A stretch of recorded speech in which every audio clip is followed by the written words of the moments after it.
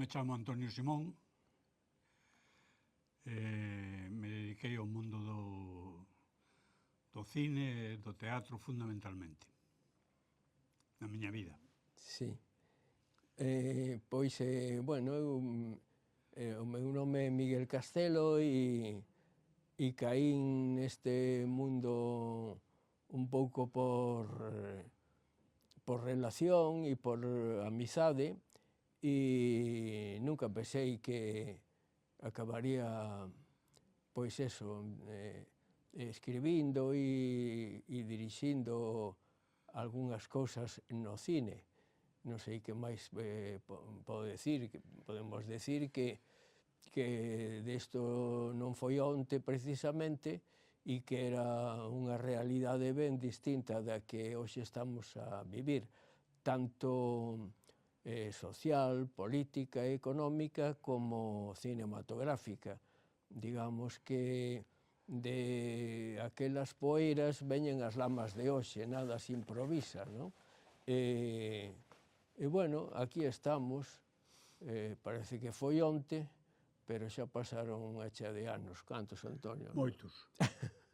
A nosa idea nese momento era, nos gustaba o cine, queríamos facer cine, e nos parecía que era o momento de facelo en galego,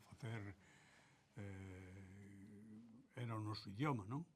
Nese momento. E buscamos produtor, xente que puxera diñeiro, porque o cine era caro, nos éramos moi novos e non tiñamos recursos económicos, non? E con Víctor Rupén, que nos axudou moitísimo económicamente, pois conseguimos tirar para diante e facer o que nos apetecía facer en ese momento.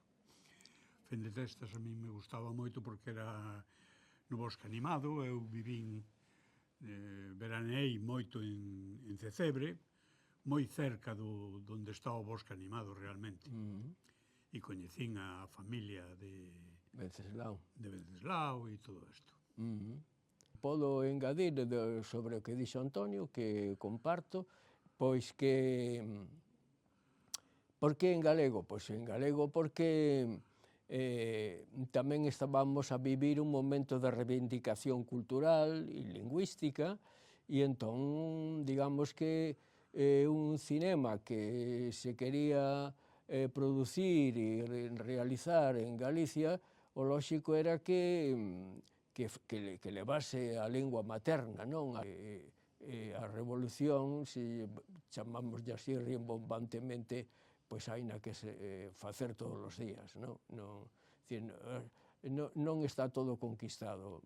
Os tempos que estamos a vivir no mundo da política son ben complicados e hai que seguir, pois eso, na medida do posible, reivindicando a cultura e a lingua. E, se é posible, pois facer tamén cine, non?